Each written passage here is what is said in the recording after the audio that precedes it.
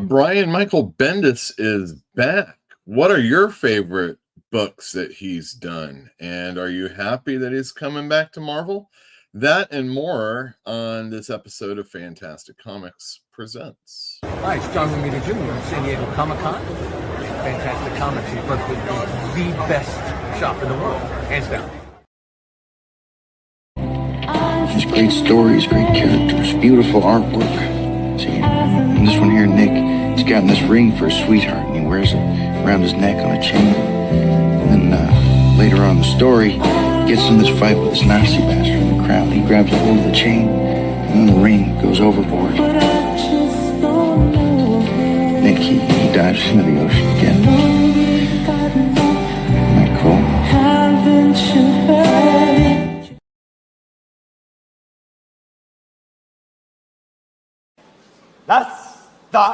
T-C.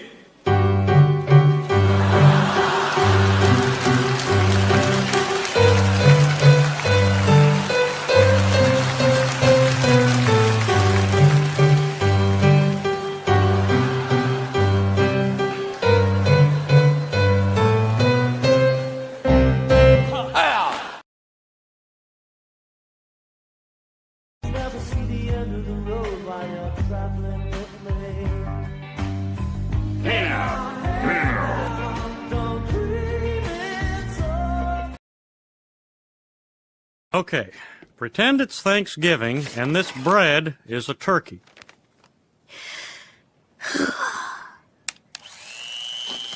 Oh my God, it's so juicy! You see, Bobby, on Thanksgiving, people will be so jazzed by the moistness of the turkey you'll have to tune them out. I think I'd better straighten myself out. Need any help? Oh, all I can get. It's all your fault. You and Elaine, all that orgasm talk. She did have an orgasm. She didn't have an orgasm. Orgasm this, orgasm that. I got so focused on it. I started to panic and boom, I lost it. I tried everything. I was talking to him. Please wake up. Do something. They're mysterious little fellows, aren't they? I hate him. Alan Pearl. Interesting. How do these people, where do they come from? You know, sure, I'd seen him around. It would never have occurred to me to walk up to the dentist and say, you know, are you interested in this? But I was shopping for my wife, Bonnie. I buy most of her clothes. And Mrs. Pearl was in the same shop. And it just was an accident. You know, we started talking about pantyhose. She was saying, whatever, that's not the point of the story, but what the point was that through this accidental meeting, it's like, you know, it's like a Hitchcock movie where, you know, you're thrown into a rubber bag and put in the trunk of a car. You find people. You find them. Something. Is it karma? Maybe. But we found him. That's the important thing. And I got Bonnie a wonderful pantsuit. It's not very sportsmanlike. Well, I'll admit it doesn't involve any dancing or homoerotic butt slapping. Look, I like cream pies as much as the next guy. Oh, don't say it out loud. Oh, okay. Let me make a cream pie for you, okay? Then you can try it. See what you think. I do not want to taste your cream pie. They taste great. I can guarantee it. You've tasted yours? Of course I have. Haven't you? No! I've tasted mine. I didn't like it. I've tasted mine, yeah. I liked mine. Hey, man, I'm a genius, all right? I'm the most talented musician in the world. If I was a homosexual or a fish, I would know. You're a rapper. Yes. An entrepreneur. Yes. And you like fish sticks. Yes. You're a gay fish. No, I am not no gay fish. Have you even heard him sing? He made me sing last night. And if I were straight, I'd make you high-five me right now. You are letting your judgment be completely clouded by lust. Yes, thank you. See, Robert, Saul gets it. Look, this isn't about me anymore. That dunce cannot be Sky. Robert, I hear you, But I feel like you're not even considering Stevie's badonkadonk. Okay, well, maybe we're hitting you with a lot of things here. Let me try to explain. We want a really good blowjob. One worthy of your caliber. But talk to your wife, take some time to think about it. Not too long. Not too long.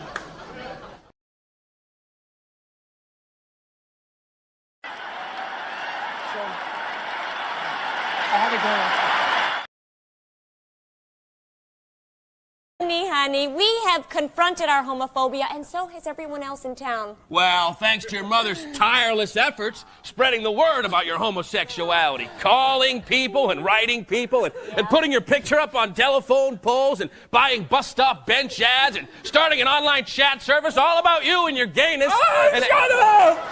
I'm not gay. You two made my life miserable in this town. I hate you. Oh. You gay bastard! No gay son of mine is not gay. You better get gay or I'll make you gay. Dusty, go on over to that piano. Oh, no. No. I haven't played in so long. I couldn't.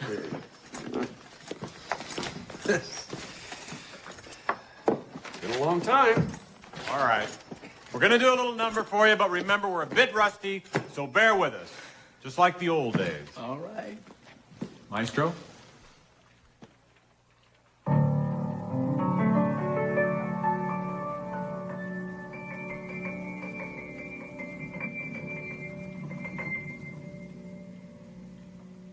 My little buttercup has the sweetest smile. Dear little buttercup, won't you stay a while? Come with me where moonbeams paint the sky, and you and I might linger in the sweet by and by. Oh, dear little buttercup, with your eyes so blue. Oh, little buttercup, you're a dream come true. You and I will settle down in a cottage built for two. Dear little buttercup, I love you. Everybody! My little buttercup has the sweetest. It's my end. Great. Dear little buttercup, won't you stay out? Wild. You and I will settle down in a cottage built for two.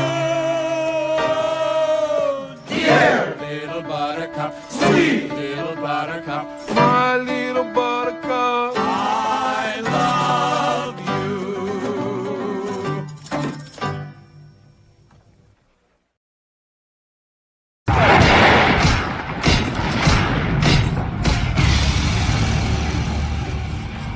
Brock Sampson. At last we meet. No, my young Padawan learner. This one is mine. Do I know you?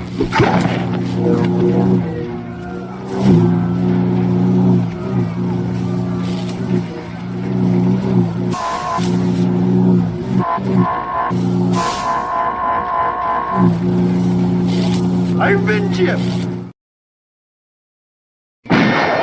All right, come out of our blast out.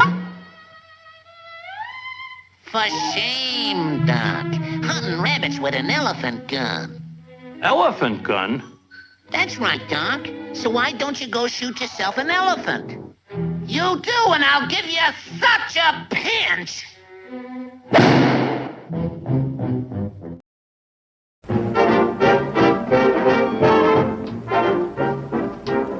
We're going to start our volleys. We hope you like the show. Now everything is ready. We're raring to go. We'll give you all the latest songs and dances full of pep. We're gonna start with high shots. Just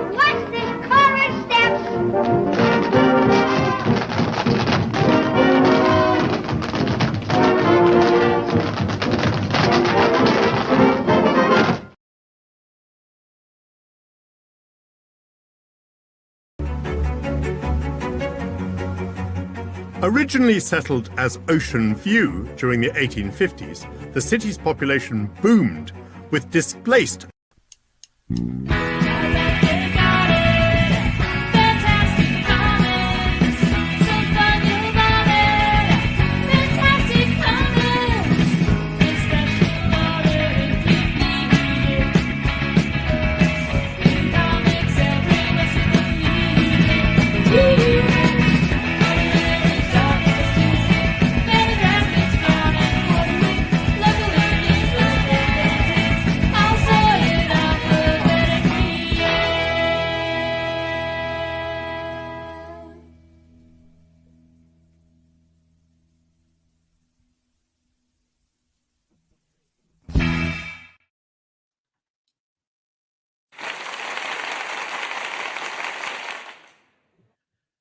Hello, everybody. Welcome to Fantastic Comics Presents.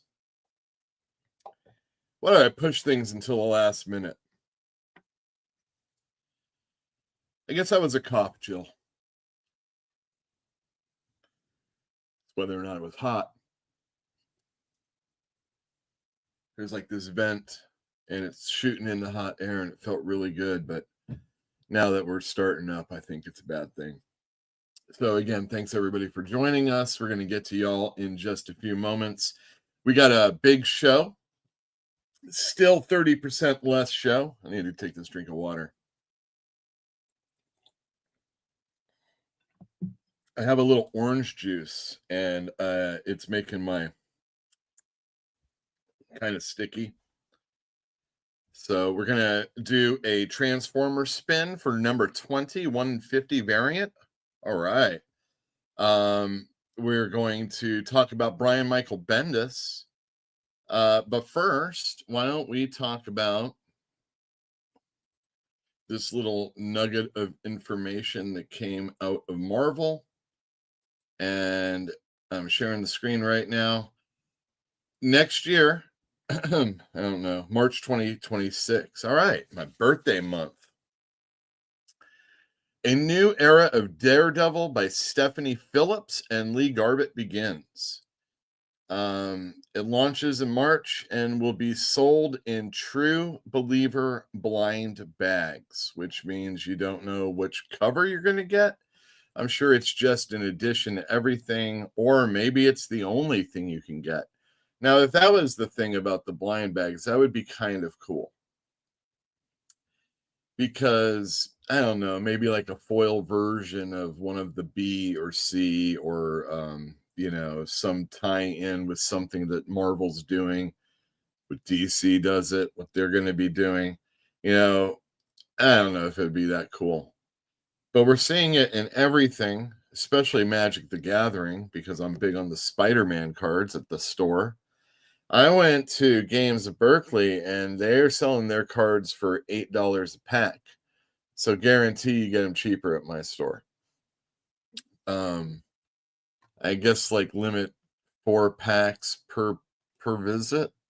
Got to give others a chance.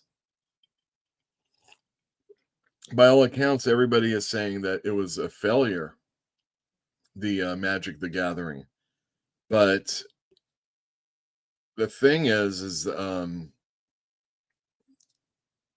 it's selling okay. I mean, if you got it like you understood that there was going to be Magic involving Marvel characters in the future, and it was going to play with this, then right now you probably wanted to get some. But the problem was with Pokemon, Magic the Gathering, One Piece, or whatever the hell the other card games are right now, you got people that are outside the industry or a part of the industry that you have to compete with. And we've seen it in, you know, scalping tickets and getting online and buying those things before, you know, anybody else gets a chance because of all the bots and the stuff like that. There were those things back in the call-in, the radio show days. So it's just the way it is, I guess. But that means that the cards are available and that hopefully Magic doesn't feel like that's going to be a big deal. Like it's still sold out. Like it's sold out. Who gives a shit if people can't resell this stuff? It's supposed to be sold so that you sell it to people and not so that you can gouge people. Blind bags, everybody. All right. So firstly, you want to know Lee Garbett, pretty good artist. I don't know if like super solid artist, no, super solid artist, but not super great. When I was ranking the Black Cat artist, Gleb Melnikov, I said he was maybe a B minus, C plus, and I would assume I would probably put Lee Garbett in that range. If you can keep going on steady, and the book looks good, and you don't F anything up, and people can get into the story, then this is going to be a really good artist for the book. Then you have to ask whether or not Stephanie Phillips is the person for the job. She's writing Planet She-Hulk right now, which I didn't order heavy on, but we pretty much sold out. And there's going to be more issues of that. She's been writing for comics for quite a while, and there's all sorts of people that have opinions on things. But she's doing Spider-Gwen right now, and I noticed that it wasn't really moving off the bookshelf. And of course, female lead superhero books don't do as well as the male lead, and sometimes those don't even do that well, depending on the people working on the book. So I picked up the first 2 issues and I read them, and they didn't suck, and the art was really good to further the story. Now, there is an aspect of the Spider-Gwen story that's going on that I didn't like, but it's kind of to be expected in comic books, Spider-Man related comic books these days. But as far as the execution, I think it's really good and not a bad book at all that I can actually recommend to people if they want something that is but isn't. Daredevil is going to be a professor teaching law, I guess. And then there's going to be new villains and stuff like that. And it's come out 3/18. So there you go. That's coming out. I'm cautiously optimistic. I personally, the thing I don't appreciate of almost all Daredevil stories forever now, going forward, is that it always has to involve like Catholicism. And I personally don't want to read stories dealing with Catholics. Especially when it has to like do so heavily within the the superhero book. I mean, just can't you find Turk to beat up? Can't you beat up Stilt Man? We'll be talking about Daredevil a little bit too. All right, that's it. We're going to talk about some new comic books coming out in a little bit, but first I want to say to each and every one of you that is here live. We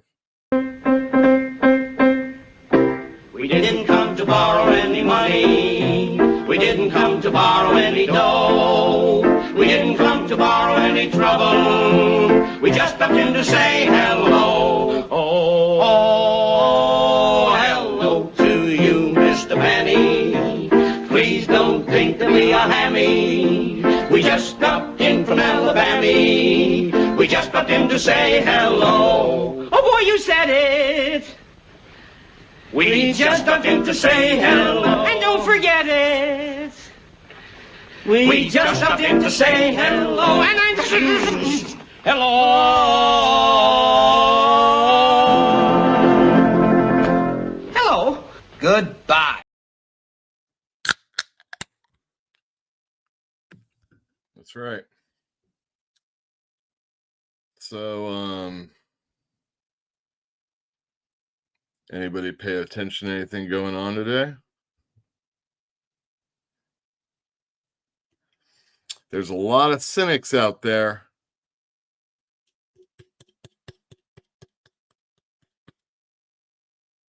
I mean, I remember my mom would always say to me, this is like probably like 13, 14.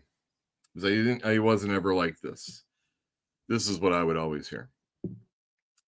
Oh, you were such a nicest little boy. You never said anything.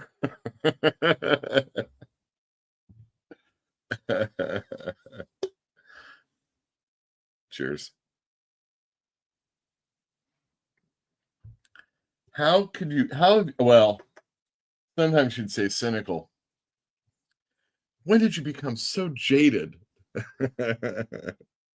Boy, puberty hit me hard, obviously. I don't know. I don't feel like I am that way now. I'm a little bit more stoic, but things that, quick views on things that I feel are a little bit more immediate and when you can deal with it quick, if I'm thinking at all. I'm trying to windle these books back here down. Anyone want to buy some comic books? We're open Wednesday through Sunday, 12 to 5 p.m. And I promise, if you come in and you ask for some socialist comic book, I will not be snotty to you this time. Okay. I mean, it was the end of the day, end of the week, and I just didn't want to have it. Continuum, yo. Bendis is looking a bit like Lex Luthor nowadays. Spider Guy has something to say about that. In the other room, Jilly Pill. Hello. Not Near Mint. Hey, we got Yule for 2 weeks in a row sold. Oh, thank you very much. Yeah, and I saw Not Near Mint on John's long box, but I wasn't able to stick around too long. I had to go to work. Illithilor says, I was never a fan of Bendis, but I understand why Marvel would bring him back. Well, I'm going to go over some Bendis books, and maybe you hadn't checked them out and are thinking, oh, that does sound interesting. Or Jagron 2 says, Bendis is coming to haunt us again. It is a scary thought. I mean, when he was leaving Marvel, I was pretty happy. When he was announced to go to DC, not very happy. I only bought 3 comics written by Bendis. His first 3 issues of Avengers. When I read the spoilers for the 4th issue about Wanda, I dropped it and never went back. Well, he had something to say about that. Jimmy Tran.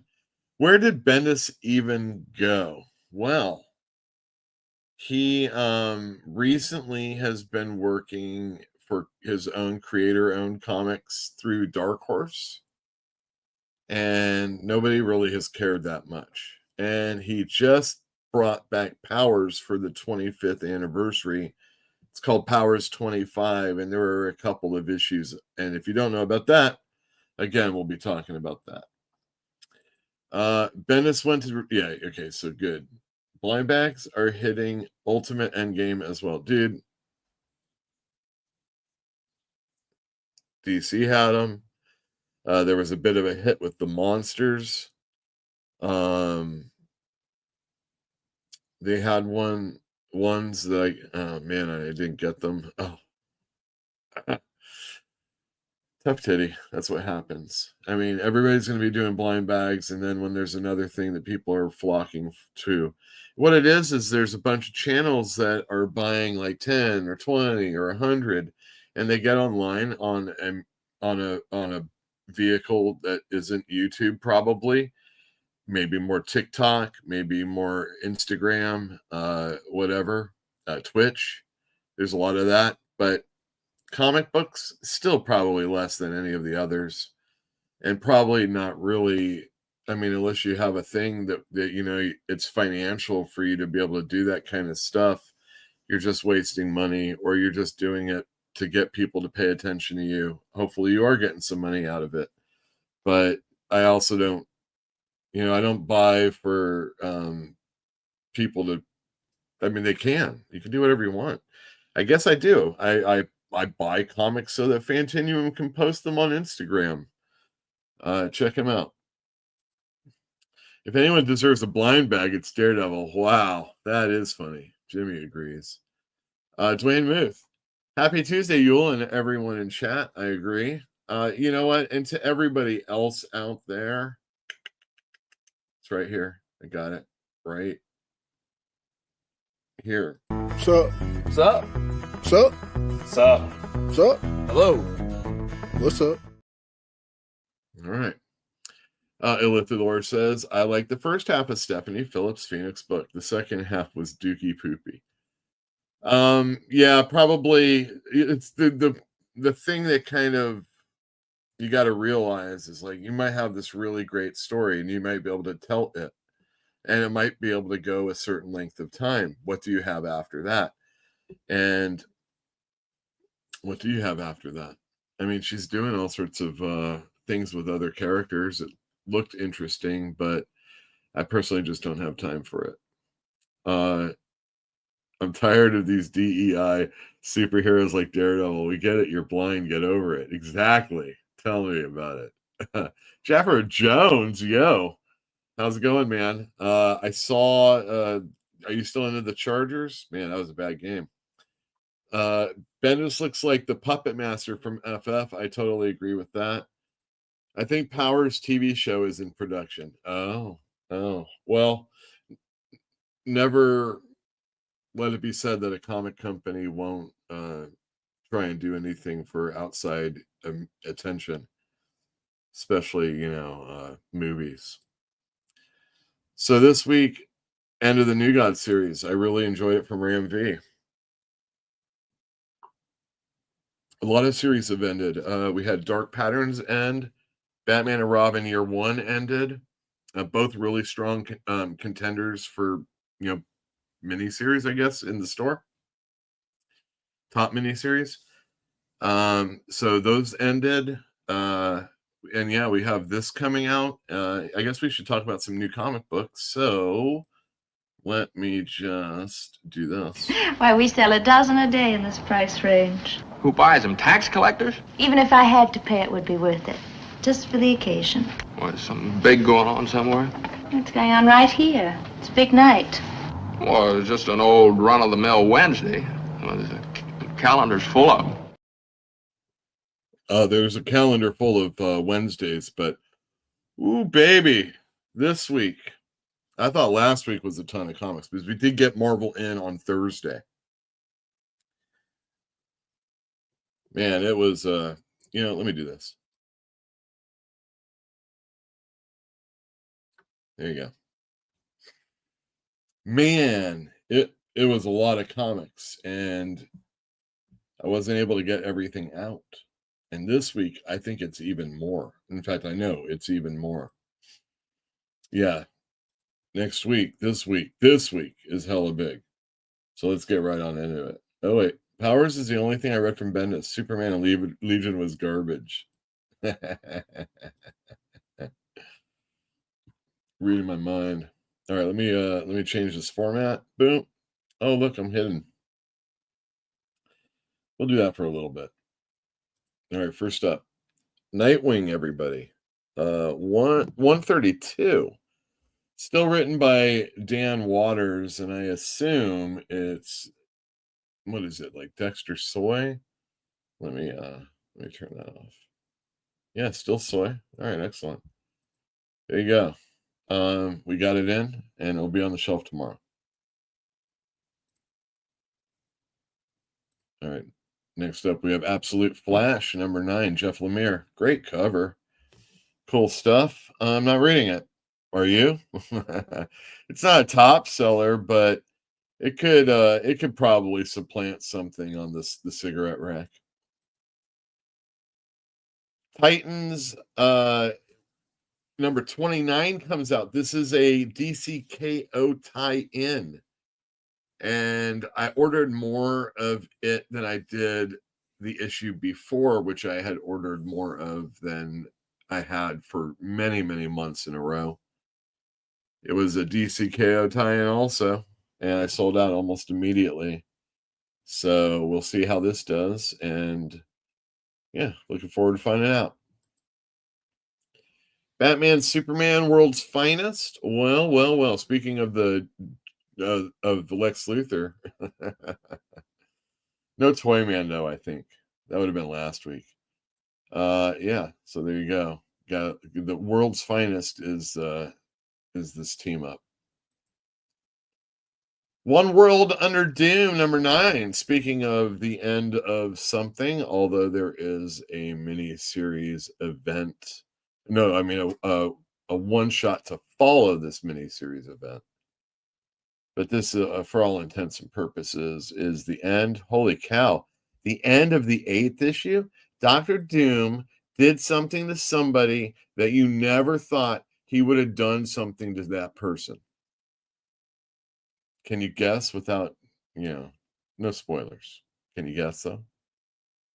I mean, I guess I could have thought, but I just really wasn't putting that much effort in it. But wow, it was a little shocking to hear about that.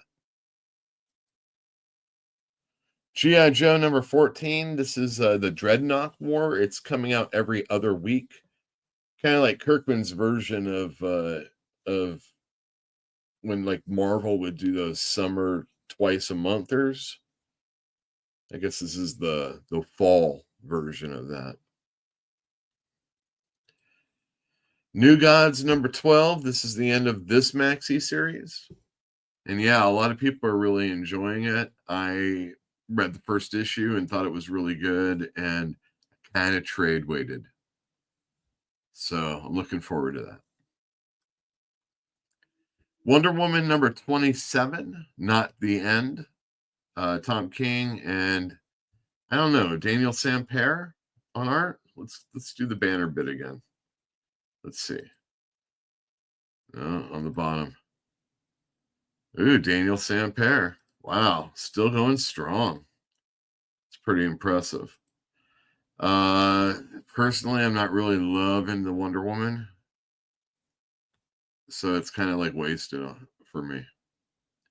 Now, maybe if that Daniel Sampere was over on Daredevil, maybe we could have a little trade.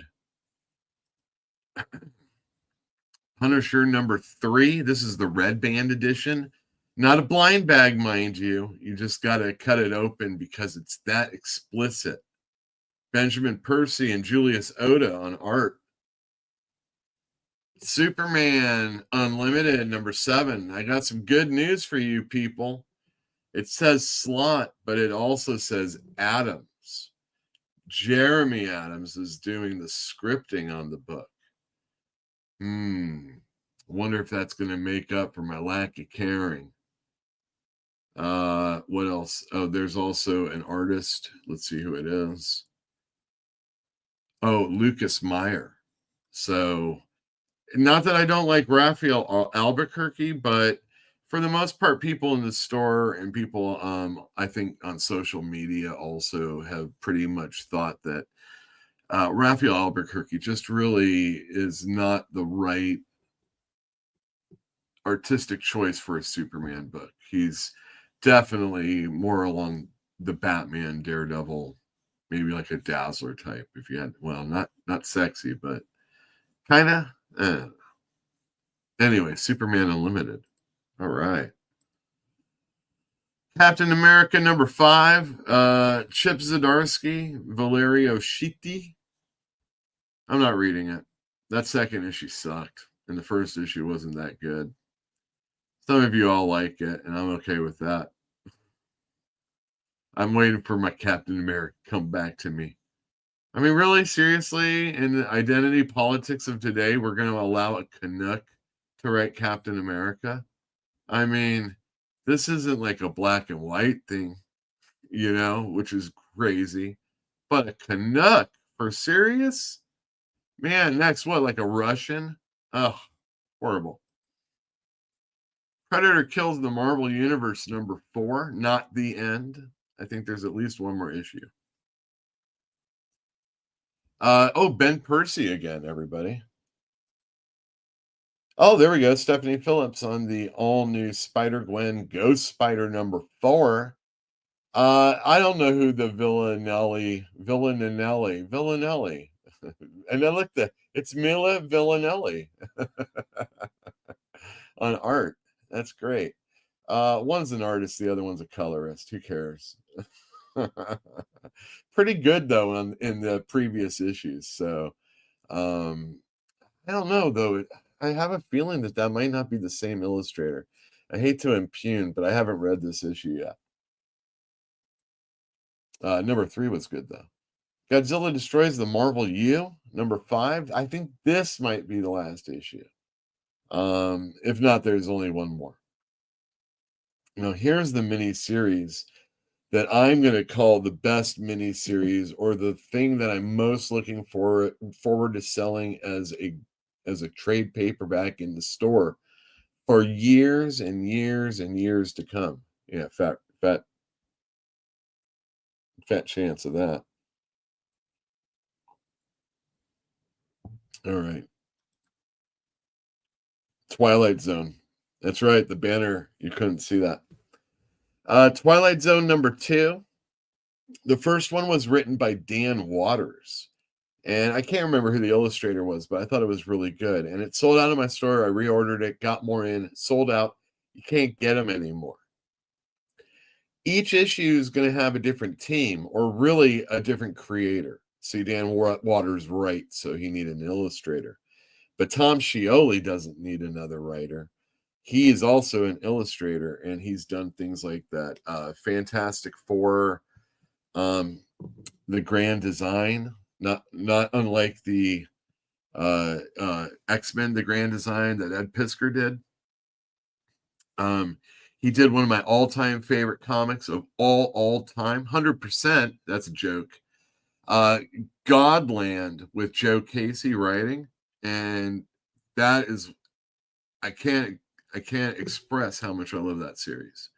And he's done a whole bunch of other things, Transformers versus G.I. Joe when it was over at IDW, and other things that he's created, like American Barbarian. And I just the other day, as I was cleaning up some garbage in the garage, I found his 8th Opus books that I had also. So those are not easy to get. Well, I don't know. Maybe just go online. Sacrificers number 17, Rick Remender and Max Fiumura, who sometimes is not on the book, but the replacement is always good. Nonetheless, they're back. I ended my reading on this about issue 12. Maybe I read like 13 and 14. But really good series, like it a lot. And if you haven't been reading it, you should pick it up and trade. Yada, yada, yada. Robert Kirkman, everybody. In the interim between Battle Beast issues, because they're on a, let's catch up hiatus. We've got Invincible Universe's Capes. And yeah, Robert Kirkman's writing it. Mark Engler is the artist. And it's going to focus on different superheroes in the Invincible Universe, I assume. Oh my gosh. There are so many Spawn titles. Did we do this last week? There's Spawn. There's King Spawn. There's Gunslinger Spawn. There's Tales of the Gunslinger Spawn. Now there's a miniseries of Spawn, the Dark Ages. There's Rat City and ongoing. There's Sam and Twitch and ongoing. There's that Misery that was a miniseries. There was Spawn Kills the Spawn Universe miniseries. There's the Black Book Nick's miniseries that's going on. There is all right, this looks cool. Something that looks cool that I don't know if anybody knows or cares about, but Tyler Kirkham over at Image is doing Final Boss. What do I know about it? Nothing. But I imagine it's going to look pretty cool. And I also imagine there's going to be punching people till they're bloody pulp. So if you dig that kind of thing, you might want to check this book out. Viking Moon number 2 of 5. Joe Pruitt and Marcello Fruzin. I don't know. The first issue was pretty good. It did that whole trope where, a month, you go a certain part in the story, and then it's like a month earlier, and then it's like, God, I would have just read this whole thing going forward if you didn't. I mean, the hook is something that happens away from the characters that maybe will pay attention to the characters later on, maybe towards the end of the book, maybe towards the middle of the book, so that something happens. But it's not the same fucking characters that you just saw get in the situation they're in 5 minutes earlier, 50 minutes earlier, 50 days earlier, 5 years earlier. None of that. Just tell the freaking story. Flashbacks are for ongoing series, you know what I mean? Oh, you introduce a character. Well, where do they come from? Well, here's the secret past. That's what serials are all about. Do that. It is only 5 issues, and it's really hardly a complaint I should keep up with, but it's just so frustrating. Stephanie Phillips. And now we get to the cigarette books. Well, there's 3 that are going to be on my wall, but not really just 3 because of so many variants. Check this out. Ultimates number 18. I don't get crazy on the variants here, but I have been upping my numbers, and every time I kind of waffle on doing so, I pay the price. So I should have enough for everybody that asks for it now. I can add. Amazing Spider-Man number 16, John Romita Jr. on art. Oh, Plague RX prescribes pain. It's kind of hokey sounding, but whatever. I like Joe Kelly and I like Amazing Spider-Man, and it's one of the only comic books I'm actually caught up with. It's really nice that I don't feel like I have to read so many other books out there. And right now, Spider-Man is enough for me. And then the book that everybody has to get, because if you don't, we might fail as a store. Yes, it's that tenuous. All right, it's not that tenuous, but man, I couldn't imagine if I sat on these like it was Image Valiant crossover, books, Deathmate books. Deathmate, Deathmate Black, Deathmate Red, Deathmate. Who cares what the Valiant ones were?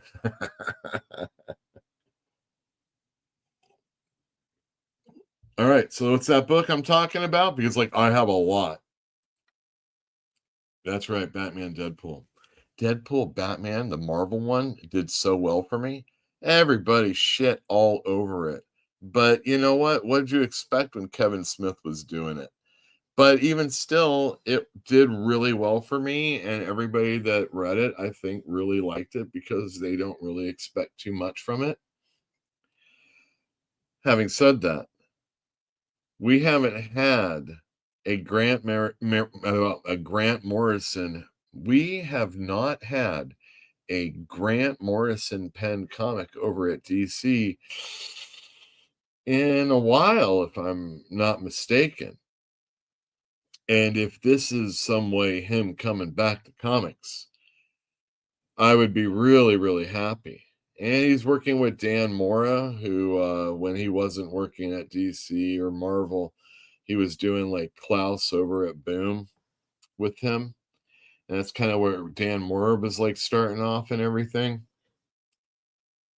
That one did really well for me. And I think those might actually be coming back in print. So if you're interested. Anyway, there's a ton of covers. And I'm only going to highlight a few of them because we'd be here all night if I was doing it. But of course, there's a Jim Lee one. And as far as I know, it's going to be one of those. Well, no, it can't be. Anyway, here's a Jim Lee one.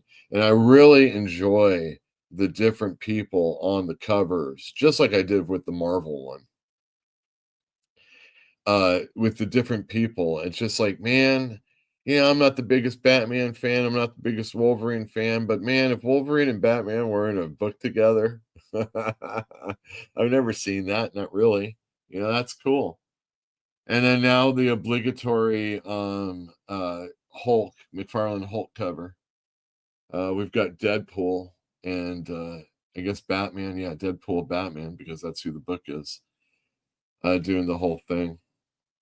It looks like he's holding up Wolverine's hand. and claw, his metal hand. Where do you guys stand on that, the metal hand bit? Does he have a skeleton that is bone clawed, or was that the adamantium? I mean, seriously. Anyway, there's a whole host of other covers, and that is new comics for this week. There's a ton of trades also. I don't get a lot of trades, and when I do, I get them in ones a lot of time. But I try and show them off as best I can. So if you're a trade shopper, you should come on in also. And we're open once again Wednesday through Sunday, 12 to 5 p.m. Let's get rid of this comic I got here. Bill, spin my arm. Come on, come on, come on! Come on, come on! I win a Winnebago. I win a Winnebago! No! So close. I spun it a little too hard. That's right, you did. All right. Oh, yeah, well, we're going to get ads on this. Oh, all right, well, we did have one. Now we get, U.S. Bank. All right. Excellent. These are all the people that bought an A or B cover or even a C cover when the time permits. It's not always there's always a C, but a lot of times that's the incentive, and that's a holdover for another spin, which we're going to do 2 spins here. This is for issue 20 of Transformers, 1 in 50 variant. Simon Parr did this cover, and let me tell you, it looks really cool. I don't really have it right here, but it's at the store waiting for one of these people, potentially. So good luck to all of y'all, and this is the first spin. All right.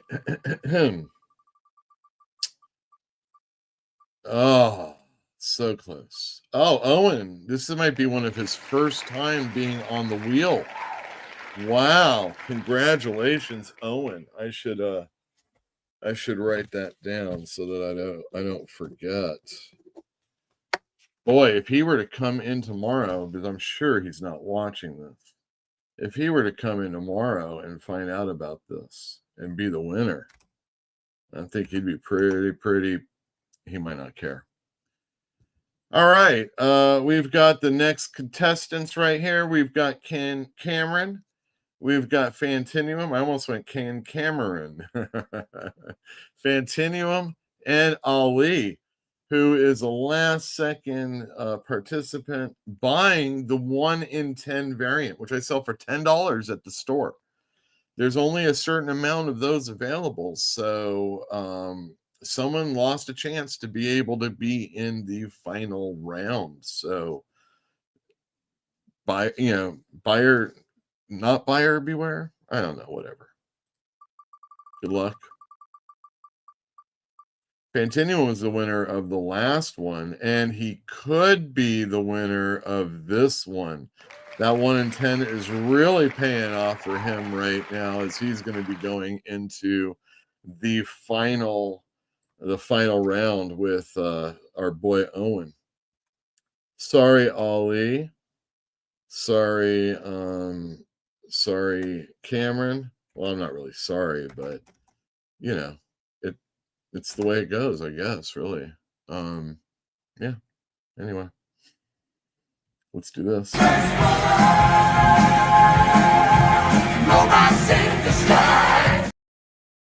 right, I'm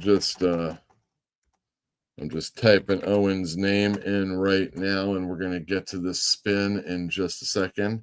In the old days, I would have forgotten to share the screen, but this time I did it. All right. Lifetime. Wow, that's crazy. Owen or Fantinuum, who will it be? For the first time ever, Owen. Fantinuum, so close. Man, oh man, oh man. Congratulations, Owen. I can't wait to tell him about it. Hopefully, if he isn't watching this, he will become a big fan of the show. Let me move this up a little bit. I'm feeling kind of claustrophobic right now. There we go. All right. Owen, this is for you.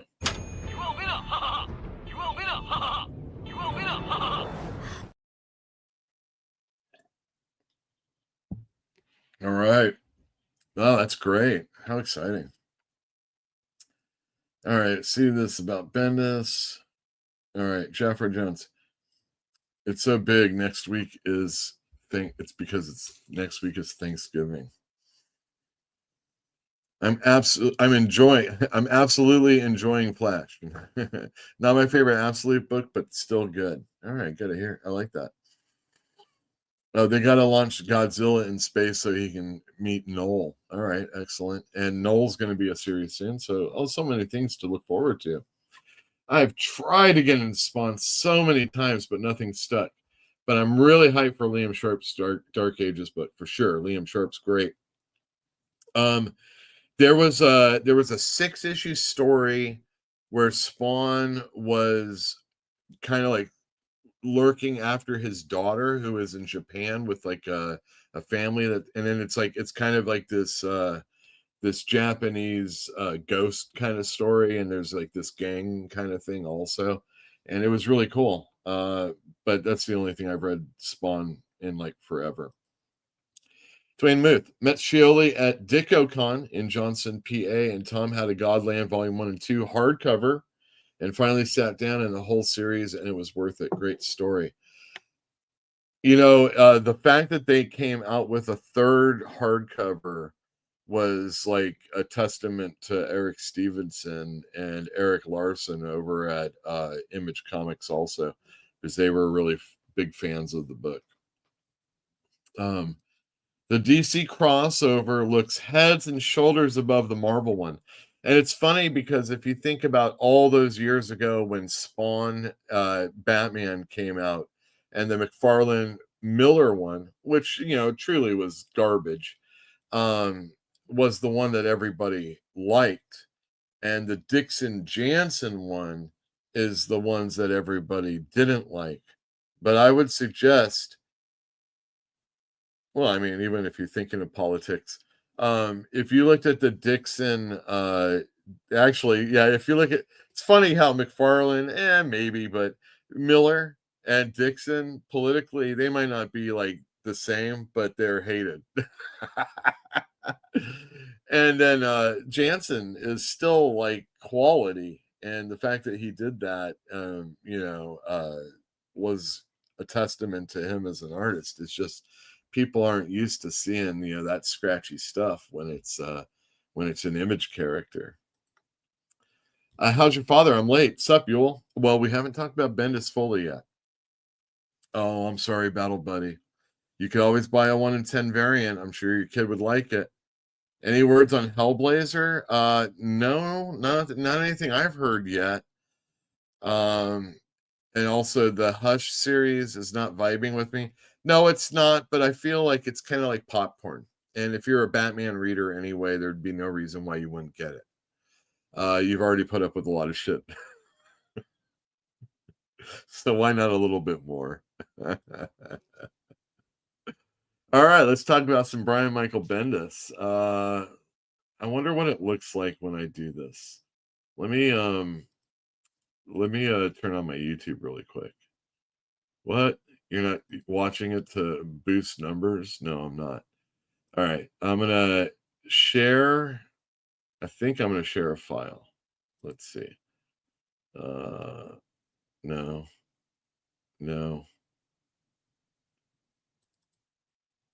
Image file. Okay, hold on a sec.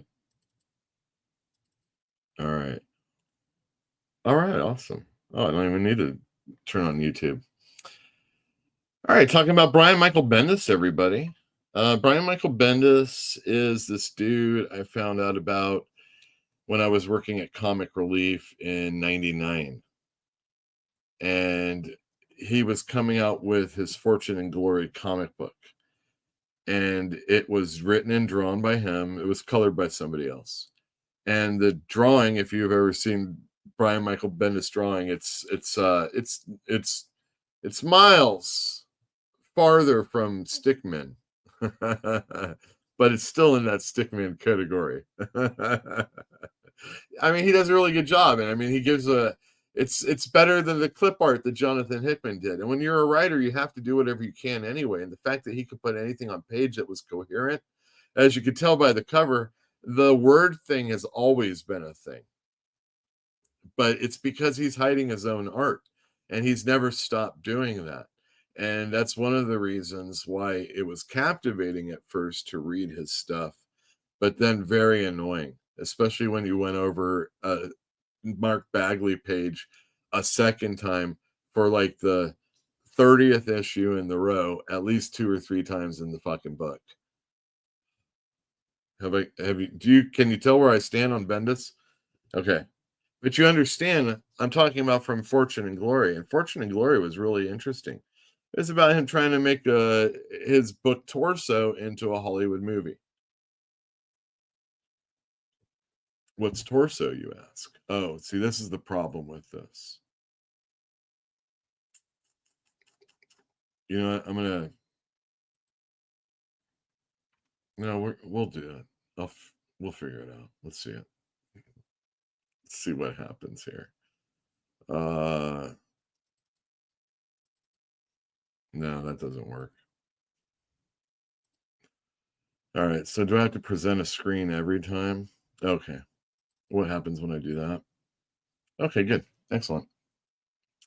Torso. Torso was the book that he worked on with Mark and Draco. Mark and Draco and him work on a lot of stuff, including Jessica Jones, Alias, which I didn't put in the picture, so shame on me.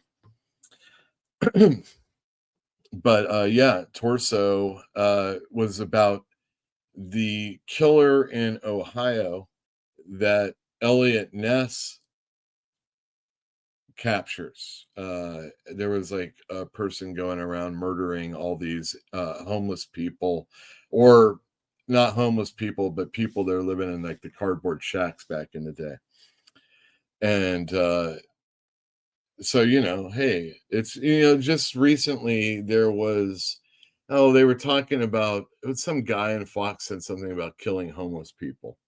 And then some gun person went around like in the next couple weekend or in the same day shooting up like a couple of parks.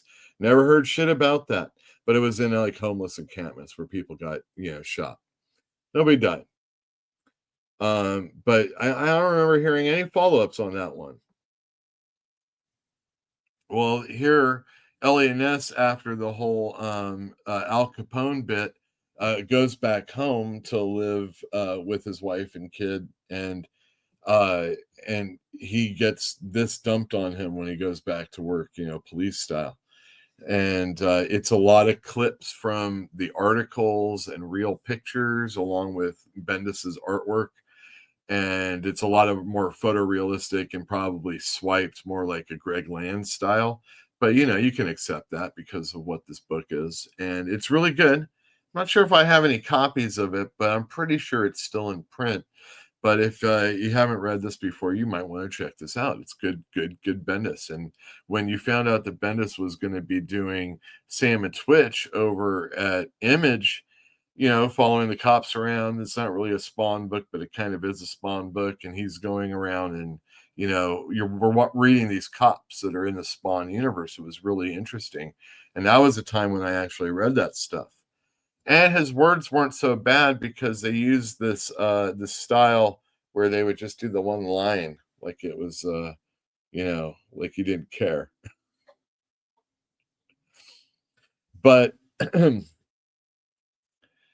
and Twitch was really, really good. And he went on over and made his own book also during that time, and that was Powers.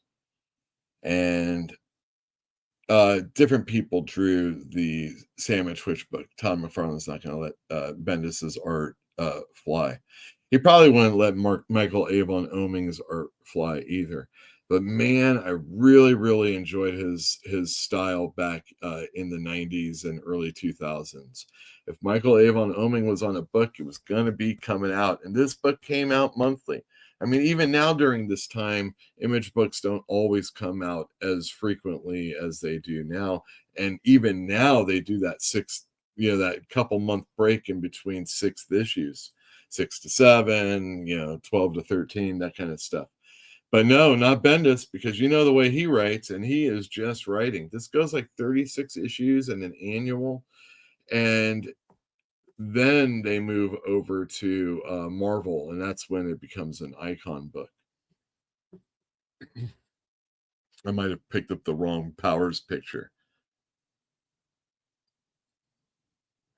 It's so hard to tell, but it's what the concept is we're again following cops, but this time in a city where there's like a shit ton of superheroes, and they're kind of like on the on the prowl, or not on the prowl. They're on the on the beat, on the superhero beat, the Powers beat. And yeah, really good stuff, excellent stuff. Maybe you get to the monkey effing part, but after that it goes to icon. Not as good for me, kind of maybe something signifying what I'm not as into when it comes to Bendis being at the big companies. And this is like catapulting him to superstardom. And then we have, I think, what Elithidlor it was that said he read the first 3 issues of Avengers. This was Avengers Disassembled. And this was Bendis coming on, David Finch doing the art. And all of the Marvel books were kind of getting the disassembled treatment. Thor got the disassembled treatment. They pushed Thor so far that they had to end it and restart it. And they ended it with Ragnarok, and that was the Thor disassembled. And then the Avengers ended.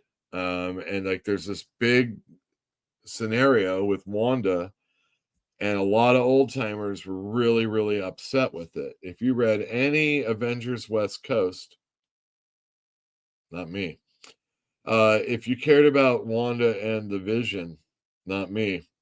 If you care about the Avengers, not really me. Then you're going to be upset about it. And I probably still was upset about it, but it was because of what was to come.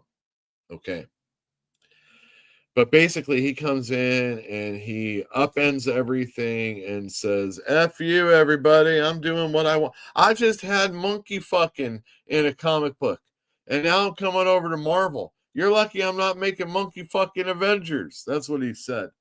And he actually went to Wizard, and they interviewed him, and they said, if you don't like these Avengers, I want you to remember this, okay? Because if you don't like these Avengers, you can go back and read the Avengers. They're still there. All the Avengers that came before this. And you never have to worry about this ever. That's what he said then. I might be saying it differently than he did.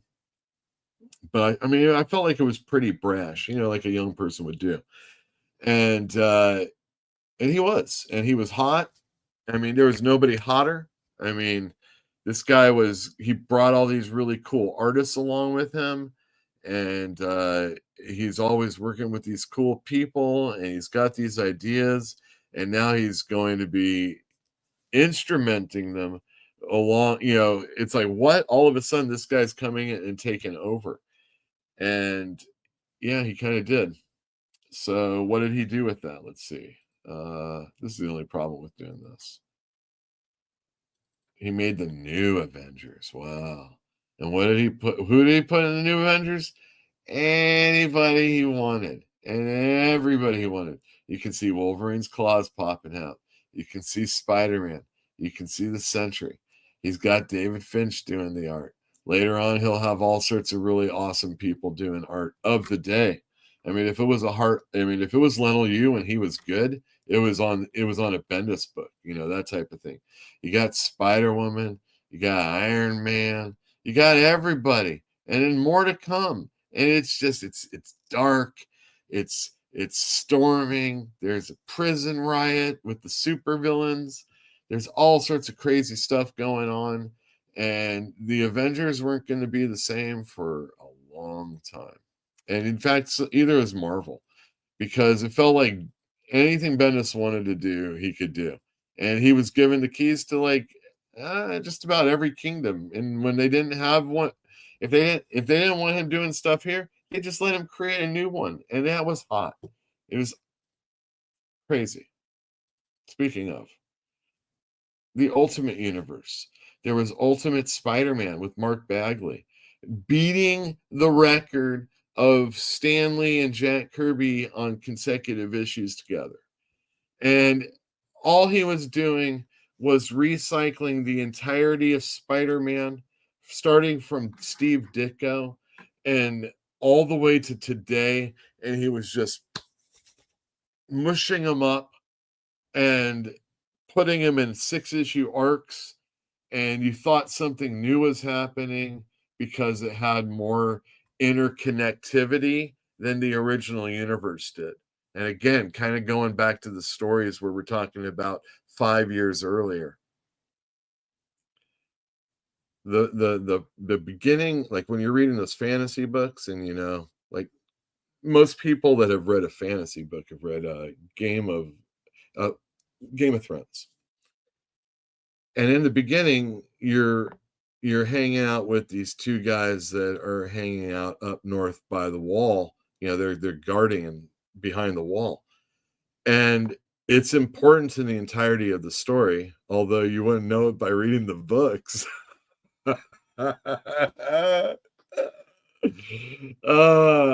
It's important to the story someday, but it doesn't pay any attention. I mean, nothing about that happens in like later books. You know what I mean? Barely. Now it's put anyway. That's like the threat to come. The something. It's not, oh, let's get your characters in such a real crazy situation and then vault them before they got hurt. It was fun. It was fun watching like Pulp Fiction and Reservoir Dogs, but it's been played out. And by the time this has happened, I think it's played out. And this is 25 years later and people are still doing it. Anyway, yeah, he's just trying to make everything so interconnected, and everybody loved it. And then they gave him Marvel Team Up.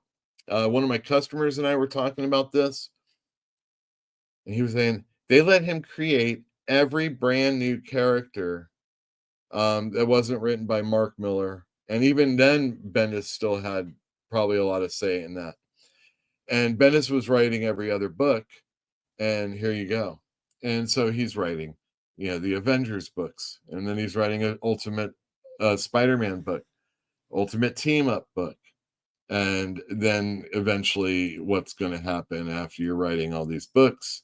Well, and he's bringing in, along with Axel Alonso, all these really, really cool artists that you would not expect to see over at Marvel. All right, Bill Sienkiewicz for sure. But then you have something like Jim Mahfood. Awesome. I probably put this a little bit backwards. Yeah, I probably should have done this one next. Okay. So then what happens? Oh, we're going to give you some events. They gave him House of M, and that was a big deal. And I was selling comics at Comic Relief during that time. And House of M was crazy. Director's cuts, second and third prints, and just waiting for like the next issue to come out. It's a little bit late. Don't worry about that. Yeah, that one. And it was great because like I could put all these collections of the books up, and they lead into storylines that are happening later on in the Marvel universe. And then you read that book. And so the next one would be, I probably have them out of order now. It used to be like so fun to remember. Secret Invasion. That's right. Bendis, Lionel Yu. This is when he does by the way, this happened before all the stuff you just read on the last issue. Talking too much. So they're giving him events, And then he had one big other thing that he did, because like the Ultimate Universe was kind of dragging ass for a while. I mean, Bendis was still doing his stuff, and they were doing like a relaunch of, Spider-Man. But then they killed off Spider-Man, and they introduced a certain character by the name of Miles Morales. And then eventually Miles Morales will be a part of the Marvel Universe, and Bendis will write it, have really good art on it as always, and it would still do really, really well. And that was a pretty cool thing, because this is kind of going to be his bag of tricks. I feel like he does, for the most part, going forward, and kind of, all right, I've now read every trick. I've seen your cool stories. I've seen the additional new characters. I've seen the really hot events. But now what do you got for me? And then when he hangs on at Marvel, he starts doing Iron Man. When he starts, doing Iron Man, he then creates Riri Williams, who then takes over the Iron Man title, which is strange for a woman to be. I mean, I'm not trying to impugn anybody, but just a little weird title. But Bendis did have some good stuff that he did over at Marvel. Most people really enjoyed his Daredevil, again with Alex Maleev and a whole host of other fill-in people that are really good. He told a real decompressed story following Matt Murdock, and kind of outed, and not kind of, but outed him as a superhero and a lawyer, and all sorts of problems were following him, including the Kingpin and Bullseye and all this other stuff. And when this series ended, it actually continued with Ed Brubaker. When he came on the title, he's all, don't end it. And Bendis all, well, yeah, but I was going to take Matt Murdock into prison. He's like, yeah, keep doing that. And so the rest of, for the most part, Ed Brubaker's run of Daredevil was, Matt Murdock in prison, continuing the status quo of the character before it, which is not usually what happens when a big name comes on a book. But we're not here to talk about Ed Brubaker. Bendis was on Avengers. He was on New Avengers. He was doing all this stuff for Marvel, but Marvel was changing. He did Guardians of the Galaxy, and things were really selling well in my store, and things were cool. But there just kind of seemed like there was this time when his stuff was starting to peter out. And maybe that was happening when DC, the New 52 occurred, and he was still hanging in and just really pumping all this stuff out. He pulled out the X-Men books, but it just felt like, everything was Jonathan Hickman. And then Bendis just wasn't the star anymore. And so he moves over to DC. And when he did, he got the book I was so excited for him not to get. Superman. Personally, I thought they made a really bad move. They probably spent some money, if only for the advertising within their books that Bendis was coming, and he was going to be taking on Superman. I personally think he should have done what he does best, the low-level characters, the Daredevils, the Batman.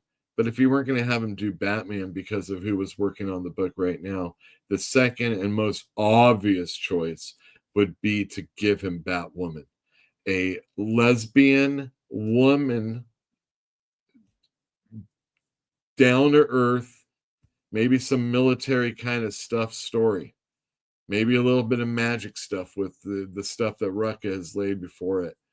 But that would have been the book for him. And if not that, one of the lesser Batman characters. If you have to have a Red Hood story, if you have to have a Robin story, or a Nightwing, or a Batgirl, or a Huntress, or any of those characters would have been better. And then you didn't have to worry about putting him on Batman. But the most obvious person to not give him, for me personally, in all of the reading of Bendis that I've done, Superman was the character to not give him. And he had really great art. Have you heard this before? Ivan Rios on the book. Holy cow. And not when it wasn't him, it was like Kevin McGuire or Art Adams, or maybe Adam Hughes, and just I'm confusing all the names, but all the people you want to hear on a book, just not Bendis. And he also did some of the younger titles, like Young Justice, where he was introducing all these new characters. We have Ginny Hex, and we have the Teen Lantern, not the Green Lantern, but the Teen Lantern. And this book, it ran for a few issues. It had really good art on it. Let's see. He did Justice League. Was not a fan of this. And then his last grasp to hang on at DC during this time was when he took on the book that even more than Superman, I didn't want him to write. And every fear I had was proved to be founded. I mean, don't get me wrong. I'm not ever going to I'm not going to scream about this. But it just seems when some people get on the Legion books, they just don't do that great a job. Yeah, you got your Mark Wades, you got your Bendises. Well, those are the two I'm thinking of right now that I really dislike the most.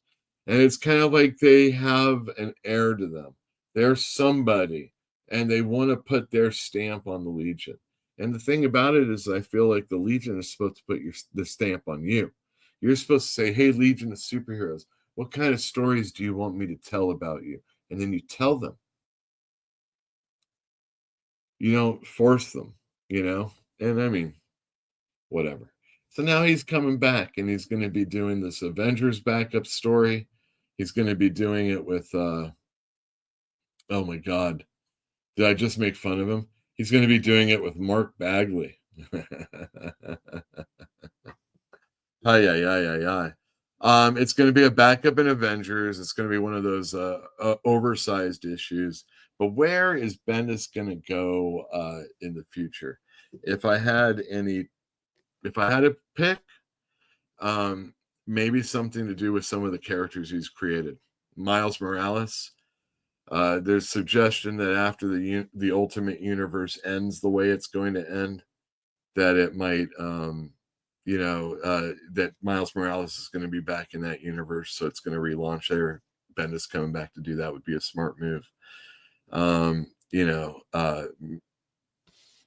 He always did a pretty good job with Power Man, Alias, those characters. I think that would be pretty cool. He could definitely do like a Punisher Max type thing, or Red Band, or whatever the hell it has to be. I would recommend red banding every Bendis book there is, or blind bagging. Will he have a good artist to hang out with him? If it's Bagley, I'm not going to hang out. I probably am not anyway, but the thing about Bendis books is they're usually pretty digestible. If you get through all the slog of all the words. All right. Let's see here. Hush toi. I'm not a huge fan of Oming's art, but I love his writing. Dude, Ship of Fools was a book he wrote with Brian Glass, who has done Teen Titans for obviously DC and some other things I can't think of that I have liked in the past. If I've got the right guy, that was really good, and I really enjoyed his art when DC had their hands on Judge Dredd for like a few minutes. He did probably like the first 5 or 6 issues. Dwayne Muth likes Bastard Samurai. It was a good read. And Oming's Thor Disassemble is good. There you go. He was the one that wrote that. That's crazy. I totally forgot about that. See how this all ties together? All right, I'm going to play this video, and it is true.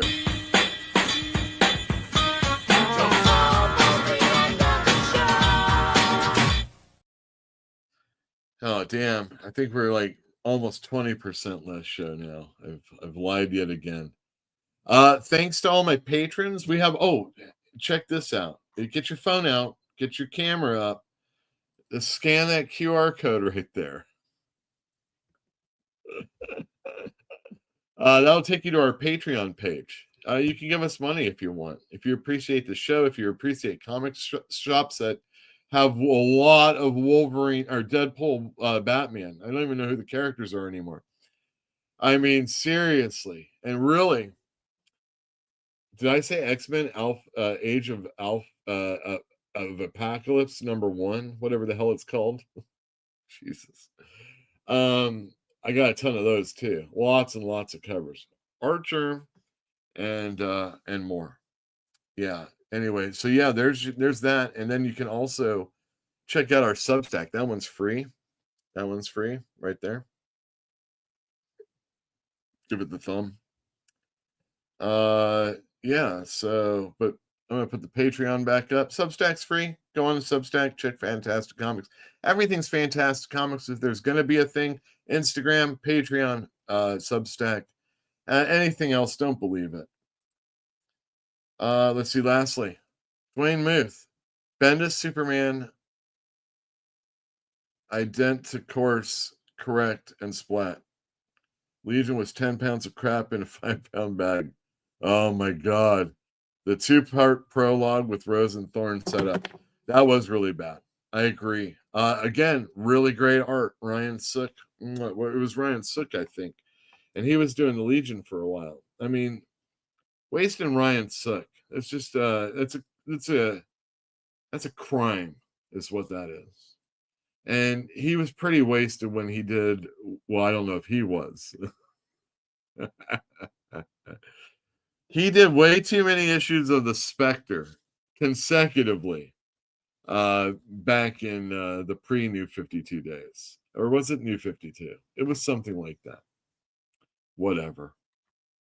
I can't remember when I've been an owner of a store or an employee of a store. There's just too many years in between. Thank you, everybody, for joining us. Thank you, everybody that supports us in every way that you do. Really appreciate it. You're seen, and I'm not going to play a George Costanza clip. I'm just going to play this one, and hope to see you next week with some Thanksgiving clips.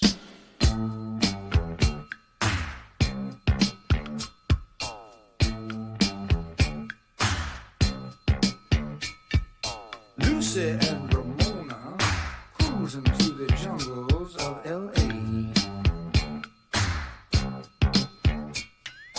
Hoping to promote a dream somewhere along the way. You're rolling through the streets, looking for a disco, passing up the treats from a kid named Cisco, trying to make connections with their blemish-free complexions, and just as fate would have it, ended up with Sunset Sam.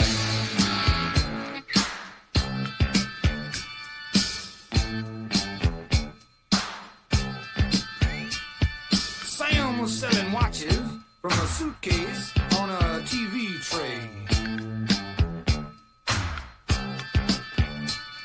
And Lucy and Ramona kept trying to figure out if he was gay. The three of them were standing, staring at each other, when the light behind their eyes blew each other's cover. The ancient code was branded, and each of them was handed a ticket to their kingdom, 'cause they saw their brother Sunset Sam.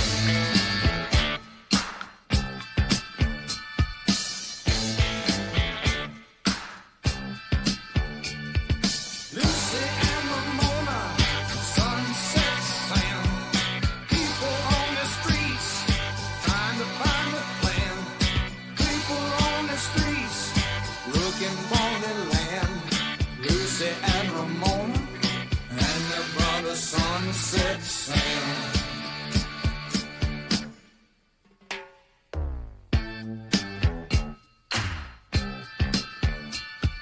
Lucy was from Compton, she met Ramona at the zoo. Ramona was from Brooklyn. She left when she was 22. Sam was a native of the Arizona desert, but he split when he was slated for some governmental make-work. Their differences subsided when the common bond was sighted. They were all from the same place that made the famous Sunset Sam.